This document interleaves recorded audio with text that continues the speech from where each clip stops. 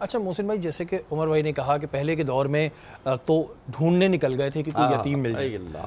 अब हम ये देखते हैं कि अगर खुदा न खास्ता किसी के यहाँ कोई इंतकाल हो जाता है तो जो बेचारे उसके घर वाले हैं, बच्चे हैं, वो रुल जाते हैं, उसकी प्रॉपर्टी पे कब्ज़ा कर लिया जाता है जिसके पीछे साया नहीं होता। और अगर खुदा न खास्ता वालिदैन दोनों चले जाएँ तो फिर तो वो बच्चे कोई रख रहा है, कोई रख रहा है, कोई रख रहा है, और बहुत ही बुरा उनके साथ सलूक होता है। घर में भी अगर रखते हैं तो वो एज अ नौकर उनको रखते हैं। ये कितना गुनाह के ज़मरे में आता है। देखिए कुरान ने एक जगह फरमाया वाला तक़रबू माल यतीम, कुरान पाक का हुक्म है।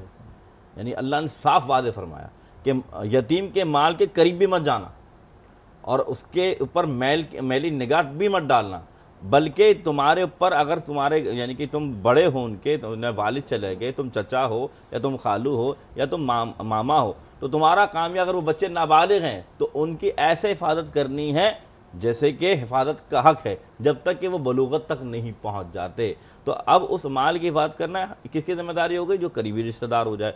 इस तरह आपने फरमाया, जो मैंने आयत बयान फरमाई, अम्मल यतीम फला तक़हर, के यतीम के साथ सख्ती मत करो, ये भी कुरान का ही हुक्म है। यानी अल्लाह ताला कुरान में वादे का फरमा रहा है कि यतीम की फ़ज़ाइल के बारे में, कि एक होता है आम औलाद के बारे में फरमा दिया जाए, लेकिन अल्लाह यतीमों के बारे में फरमा रहा है कि ना इन पर सख्ती करना, ना इनके माल के करीब जाना, बल्कि हिफाजत कैसे फरमानी।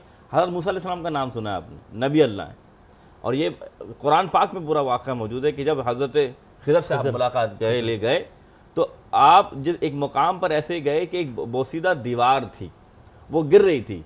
नबी अल्लाह यानी मूसा अलैहिस्सलाम ने और खिज़र ने उस दीवार को, यानी एक ऐसे गाँव में जहाँ जिनको खाने को उनको नहीं दिया गया, वहाँ एक दीवार को वो दोबारा यानी कि मजदूरी करके तामीर करते हैं, बनाते हैं और फिर आगे चल देते हैं।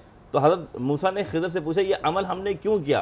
तो कुरान में पूरा वाक़या कि असल में वजह ये थी, यहाँ पर दो यतीम का ख़जाना छुपा हुआ था।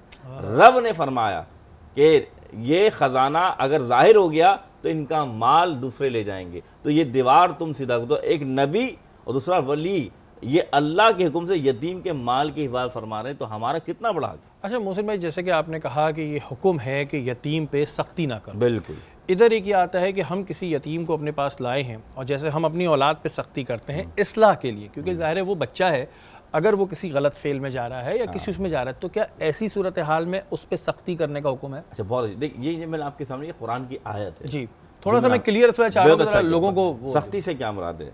सख्ती से मुराद ये है कि उन पर ज़ाती करना, हाँ, उन पर जुल्म करना। सही। यानी कि आप देखेंगे अपनी औलाद को तरजीह देना और उनकी तरजीह ना देना, ये है सख्ती।